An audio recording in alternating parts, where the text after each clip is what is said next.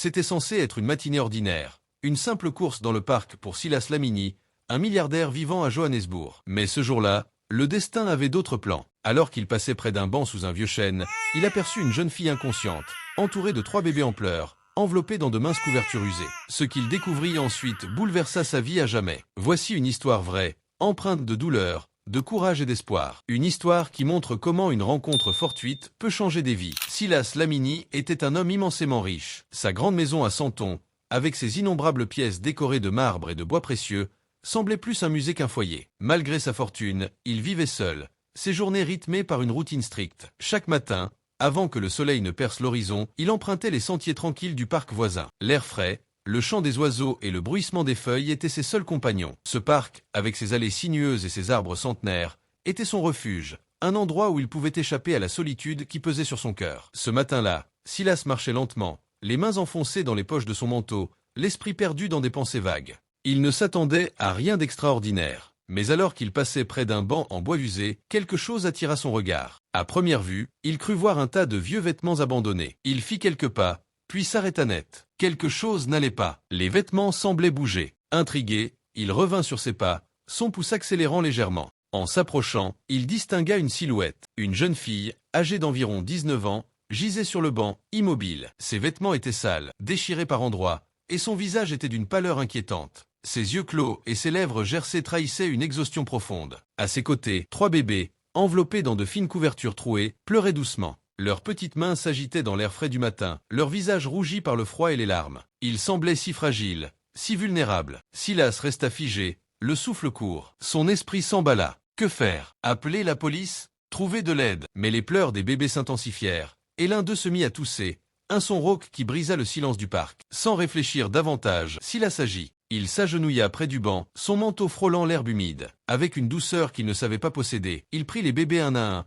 les serrant contre sa poitrine pour leur offrir un peu de chaleur. Puis, avec précaution, il souleva la jeune fille. Elle était si légère, presque un poids-plume, comme si la vie l'avait vidée de toute substance. Elle ne réagit pas, son corps mou dans ses bras. Ignorant les regards curieux des rares passants matinaux, Silas marcha rapidement vers sa voiture, garée non loin. Les gens chuchotaient, surpris de voir cet homme élégant, connu dans les cercles huppés de Johannesburg, porter une jeune fille sans abri et 3 bébés en détresse. Mais Silas n'y prêta aucune attention. Il installa la jeune fille sur la banquette arrière, plaça les bébés avec soin à ses côtés et démarra en direction de son manoir. Ses mains tremblaient légèrement sur le volant, non pas de peur, mais d'une étrange certitude. Cette rencontre n'était pas un hasard. Quelque chose de plus grand était à l'œuvre. Les portes imposantes du manoir s'ouvrirent lentement, révélant un jardin impeccablement entretenu et une maison baignée par la lumière douce du matin. À l'intérieur, tout était silencieux, comme à l'accoutumée. Nandi, la gouvernante qui travaillait pour Silas depuis plus de 15 ans, vaquait à ses tâches. Elle connaissait les habitudes de son employeur mieux que quiconque. Un homme méthodique, distant, marqué par des blessures qu'il ne partageait jamais. Mais ce matin-là, quelque chose était différent. En jetant un coup d'œil par la fenêtre, elle aperçut Silas sortir de sa voiture, les bras chargés de 3 bébés et une jeune fille inconsciente sur son dos. Elle laissa tomber le chiffon qu'elle tenait, stupéfaite. « Des bébés » murmura-t-elle, incrédule. Elle courut ouvrir la porte. « Monsieur, que s'est-il passé? Qui sont-ils » demanda-t-elle, les yeux écarquillés. « Pas le temps d'expliquer » répondit Silas, la voix ferme mais teintée d'urgence. « Apporte de l'eau chaude, des couvertures, et appelle le docteur Jacobs immédiatement. » Nandi, habitué à suivre les ordres, s'exécuta, bien que son esprit bouillonnait de questions. Ils installèrent la jeune fille sur le canapé du salon, un meuble en cuir qui semblait incongru sous son corps frêle. Les bébés furent posés sur un tapis moelleux près de la cheminée où un feu crépitait doucement. Nandi revint avec des couvertures chaudes et des biberons de lait qu'elle trouva dans la cuisine. Silas prit un bébé dans ses bras, essayant maladroitement de lui donner le biberon. Le nourrisson s'agrippa avidement au biberon, buvant avec une urgence désespérée. « Ils ont faim » murmura Nandi, la voix pleine de compassion. « Ils sont affamés. »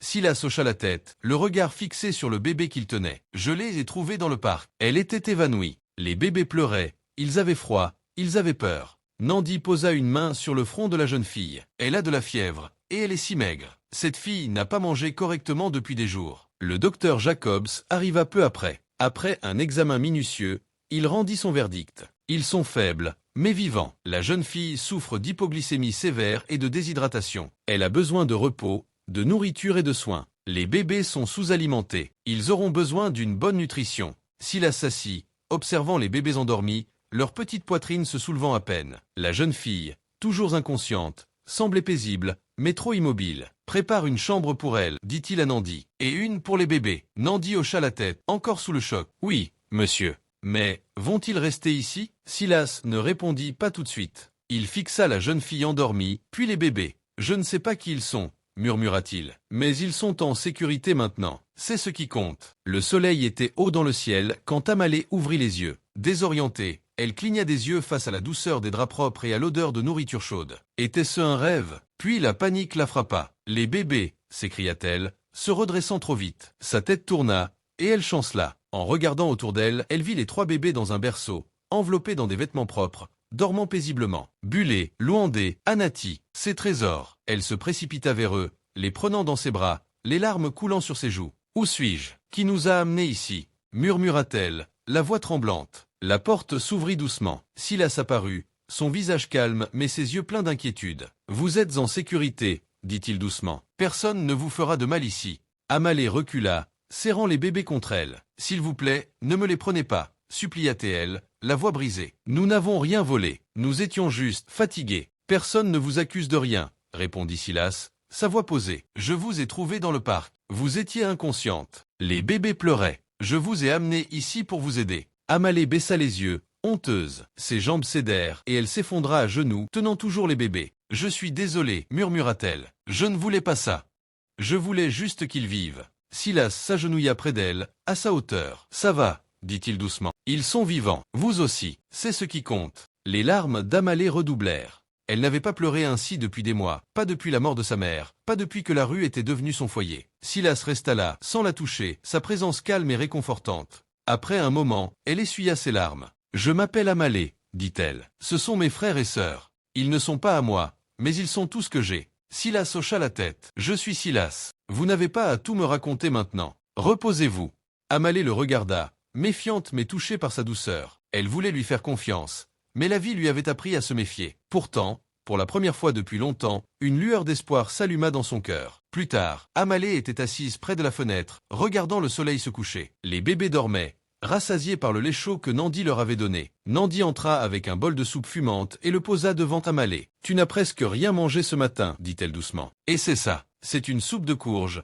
douce et chaude. » Amalé prit une cuillerée, savourant la chaleur qui envahissait son corps. « Merci, maman. » Juste Nandi, répondit-elle avec un sourire. Elles restèrent silencieuses un moment, puis Nandi parla. « Tu es courageuse, tu sais. À ton âge, la plupart des filles se préoccupent de leurs examens. Et toi, tu t'occupes de 3 bébés comme une mère. » Amalé baissa les yeux. « Ce ne sont pas les miens, ce sont mes petits frères et sœurs. » Nandi écarquilla les yeux. « Votre mère, elle s'appelait Nonvula, » murmura Amalé, la voix tremblante. « Elle est morte le jour de leur naissance. Elle a trop saigné. Ils n'ont rien pu faire. » Nandi posa une main sur son cœur. « Je suis tellement désolé, ma petite. » Amalé hocha la tête. « Leur père, mon beau-père, est parti avant l'enterrement. Il a disparu. Donc, c'était juste toi et les bébés. »« Oui, » murmura Amalé. « J'ai essayé de rester à l'école, mais ils pleuraient toute la nuit. Je ratais les cours. Le directeur m'a dit de choisir. Et tu les as choisis, » dit Nandi, les yeux humides. « Il le fallait. Je suis tout ce qu'ils ont. » Un silence respectueux s'installa. « Tu ne les as pas juste gardés en vie, »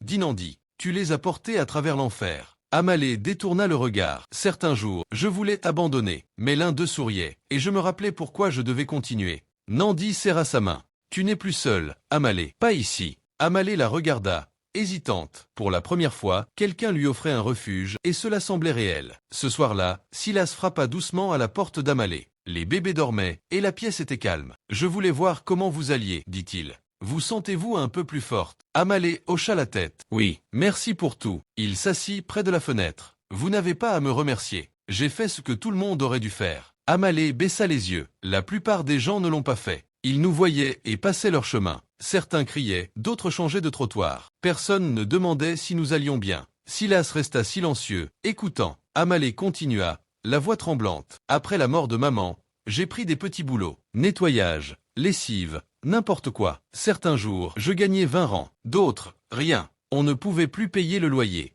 Le propriétaire nous a donné une semaine pour partir. J'ai supplié, mais il s'en fichait.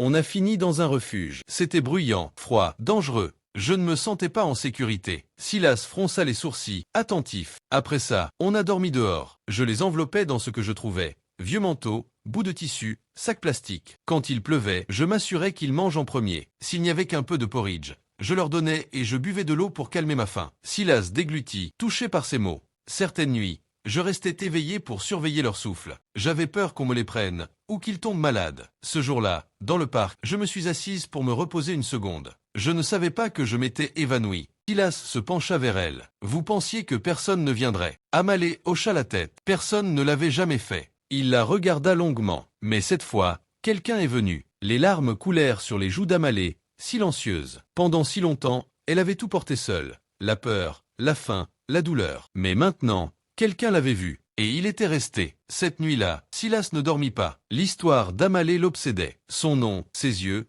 sa voix lui semblait étrangement familier. Et le nom de sa mère, Non-Vula, résonnait comme une vieille chanson oubliée. Le lendemain, il demanda à son chauffeur de le conduire à une ancienne usine qu'il possédait autrefois, où Amalé avait dit que sa mère travaillait. Les lieux étaient abandonnés, les portes rouillées, l'enseigne effacée. À l'intérieur, des boîtes de vieux dossiers traînaient dans un entrepôt poussiéreux. Silas s'assit et commença à fouiller, page après page, nom après nom. Puis il s'arrêta. Non-Vula Humalo. Date d'embauche, juillet 2008. Poste, femme de ménage. Date de fin, décembre 2015. Il tourna la page et trouva une photo. Son souffle se bloqua. C'était elle. Une femme aux yeux doux, au sourire chaleureux, aux cheveux courts et bouclés. Il se souvenait d'elle. Des années plus tôt, lors d'une journée familiale organisée par son entreprise, sa fille, Ayanda, alors âgée de 6 ans, s'était approchée trop près de la piscine. En un instant, elle était tombée dans l'eau. Personne n'avait rien vu, sauf Non-Vula. Sans hésiter, elle avait plongé, entièrement habillée, et avait sauvé Ayanda. La petite avait toussé, pleuré, mais elle avait survécu grâce à cette femme.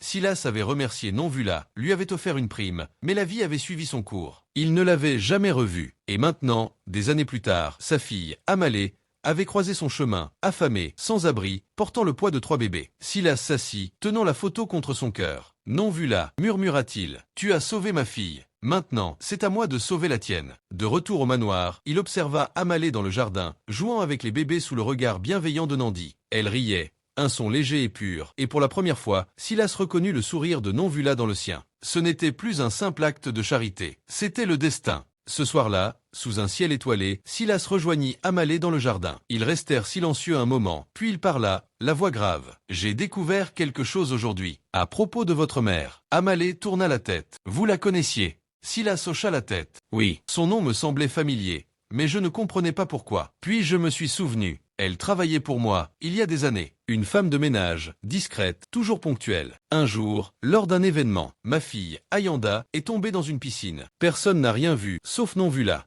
Elle a plongé et l'a sauvée. Amalé porta une main à sa bouche, les larmes aux yeux. Elle ne m'en a jamais parlé. Silas regarda le ciel. Peut-être qu'elle ne pensait pas que c'était important. Mais pour moi, ça l'était. Je ne m'en rends compte qu'aujourd'hui. Amalé essuya ses larmes. Vous avez dit est tombé. Que lui est-il arrivé? Le visage de Silas s'assombrit. Elle est morte 2 ans plus tard. Un accident de voiture. Un chauffard-ivre. J'étais à l'étranger, en réunion. Amalé murmura. Je suis tellement désolé. J'ai porté cette culpabilité pendant des années, dit Silas. J'ai cessé de vivre, de m'ouvrir aux autres. Je pensais que c'était plus sûr ainsi. Mais quand je t'ai vu dans ce parc, avec ces bébés, quelque chose en moi s'est brisé. Amalé trembla. Vous avez souffert, vous aussi. Il hocha la tête. Tout comme toi. Le silence qui suivit était différent, chargé de souvenirs et de douleurs, mais aussi d'une promesse nouvelle. Je crois que ta mère t'a laissé plus que ses bébés, dit Silas. Elle t'a donné son courage. Amalé sourit faiblement. Et peut-être que votre fille vous a laissé quelque chose aussi. Quoi donc? Demanda-t-il.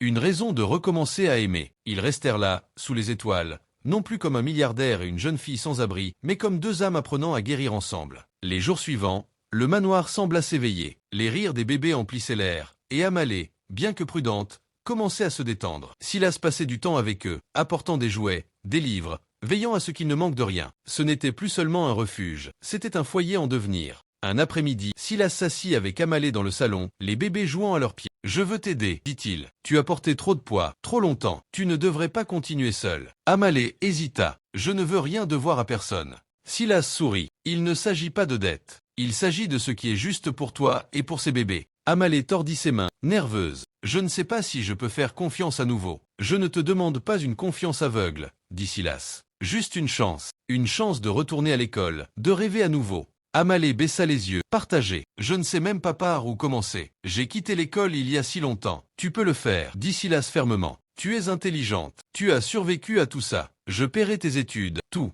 et les bébés seront pris en charge pendant que tu étudies. Amalé déglutit, l'idée semblant trop belle pour être vraie. Pourquoi faites-vous ça? Je suis une étrangère. Silas la regarda. Tu n'es pas une étrangère. Et si tu te souviens, ta mère a sauvé ma fille. C'est ma façon de lui dire merci. Amalé sentit son cœur vaciller. Elle ne voulait pas être faible, dépendre de quelqu'un. Mais alors, Nandi entra avec un plateau de thé. Voyant la tension d'Amalé, elle s'assit près d'elle. Amalé, dit-elle doucement, je sais que c'est dur d'accepter de l'aide. Mais pense à l'avenir, à ces bébés. Ils ont besoin que tu sois forte. Et pour ça, tu dois saisir cette opportunité. Amalé hésita, déchiré entre sa fierté et la peur d'échouer. Et si je n'y arrive pas? Tu y arriveras, dit Nandi. Tu n'es plus seul. Amalé regarda Silas, puis Nandi. Lentement, elle hocha la tête. D'accord, je vais essayer. Silas sourit. Tu fais le bon choix. Pour la première fois depuis des années, Amalé sentit une étincelle d'espoir. Fragile, mais suffisante pour avancer. Quelques semaines plus tard, Amalé entra dans le salon, un morceau de papier à la main. Les bébés faisaient la sieste, et Silas était près de la fenêtre, contemplant le jardin. Elle s'approcha, les mains tremblantes. « C'est pour vous », dit-elle timidement. Silas prit le papier, un dessin simple mais touchant. Au centre, un homme se tenait près de 3 enfants. En haut, écrit d'une main enfantine, un mot, « Baba ». Silas sentit son cœur s'arrêter. « Baba », murmura-t-il. Amalé hocha la tête, un sourire timide aux lèvres. C'est Bulé qui l'a dessiné. Elle ne comprend pas encore, mais elle vous appelle Baba. Elle vous voit comme une famille. Le mot le frappa de plein fouet. Silas, qui avait toujours enfermé ses émotions, sentit les larmes monter. Pour la première fois depuis des années, il les laissa couler. La douleur de la perte d'Ayanda, la culpabilité, la solitude, tout se libéra. Amalé le regarda, ému. Il n'y avait pas que de la tristesse dans ses larmes, c'était une délivrance. Après un moment, il essuya ses yeux. « J'ai passé tant d'années à me protéger, » dit-il,